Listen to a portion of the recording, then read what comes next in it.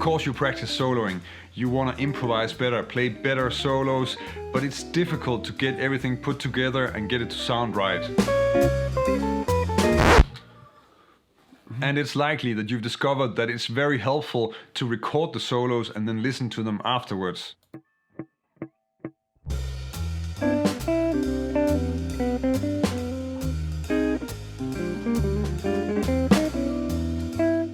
And that's quite simply because if you're busy playing the solo, you don't really have time to listen to how it actually sounds. But what do you listen for and how do you decide what to work on? That's what I want to talk about in this video.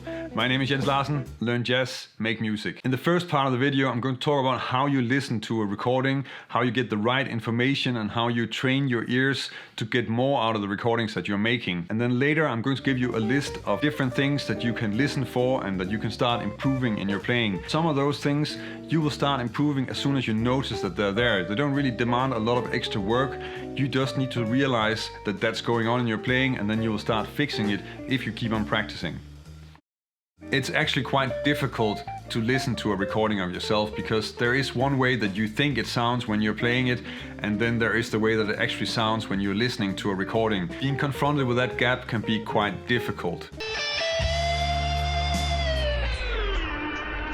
And you do need to get used to how you sound without diving into a deep depression. But most of that is just about sticking with it, getting used to it, getting over those first few times where it's really horrible, and then it becomes a normal thing, it's just a part of your practice.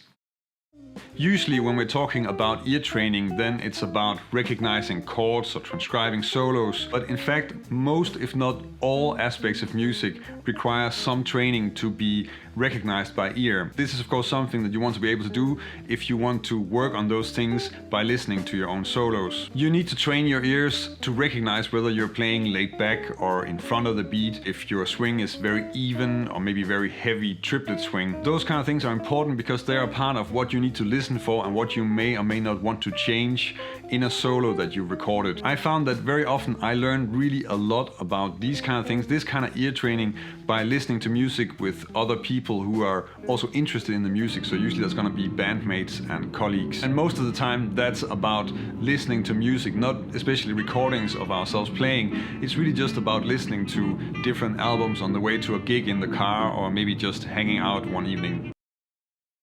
You also want to be aware that any musical performance contains information on several different levels. If you're only listening for the details, if you're only paying attention to what notes are being played or how they're timed, then you're missing the information that's about how the entire phrase sounds or how this phrase is connected to the phrase that follows it. Those things are just as important for how the whole thing sounds. For example, if I'm looking at this phrase on an A-flat major 7,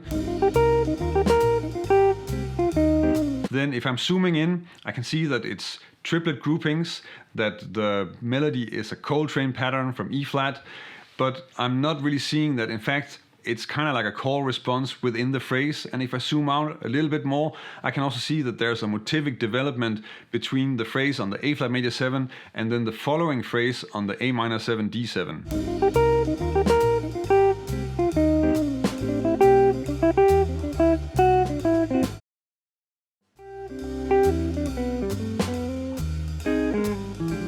When it comes to evaluating your own solo from a recording, then you have to keep in mind that the biggest factor in that evaluation is your taste. It's not going to be sort of a set list where a solo should have this much build up and there should be 3 different types of subdivisions, or this doesn't really apply to music. If you listen to really great players like Pat Martino and Jim Hall, you can easily hear how they're very, very different. They have completely different tastes and they also play completely different types of solos. So evaluating a Pat Martino solo as if it's a Jim Hall solo doesn't really make any sense. And you want to keep this in mind when you're evaluating your own solo. How do you want it to sound? What is your taste? What are you looking for? The first thing that you should listen for when you're listening to a solo is probably variation or tension and release. Are there differences within the solo, or is it just the solo is now happening and now it's finished and it was the same all the way? Probably that's not going to be the case, because of course variation is something that can happen on a lot of different levels.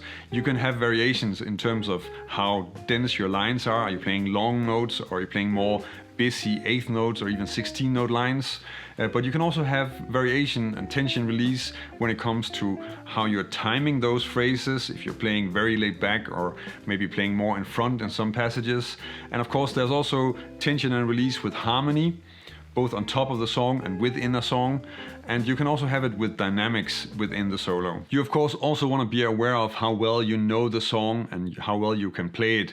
So this is where you're thinking about whether you are always playing the same phrase at a certain part of the song because you need to know the changes a bit better, how you deal with the tempo, if there are things that you're doing that doesn't really work for this tempo, and other technical things that could be just influencing how you're soloing or how something may not work, how you want to think differently about something. Phrasing and rhythms are two things that are a lot easier to work with if you're listening to a recording of yourself. If you have problems in those areas, then usually it's very difficult for you to hear it while you're playing. So when you listen to a recording of yourself, then you can really get a much better picture of how you sound. And there you can start noticing how your phrasing is. If you're always playing phrases that start and end on the beat, for instance, which is something that's a very natural side effect of trying to really nail the changes, but maybe doesn't sound that great in a solo.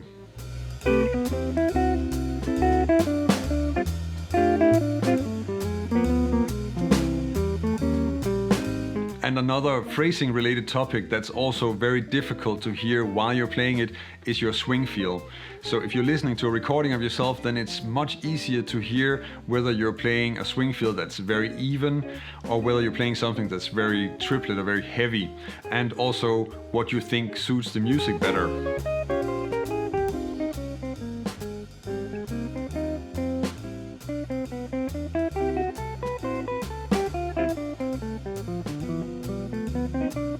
I'm curious if you record your own solos and if you use this approach to improve your playing. I think it's a very efficient way of working, especially because that's the only way that you can get a really realistic idea about how you actually sound, and that's gonna make it so much easier to figure out what to work on and whether it's improving or not. But there are also some other things that are really important in developing as a jazz musician, and if you want to see a video where I'm going over 5 of the things that I found in hindsight really boosted my development and really helped me get to where I am now, then check out this video.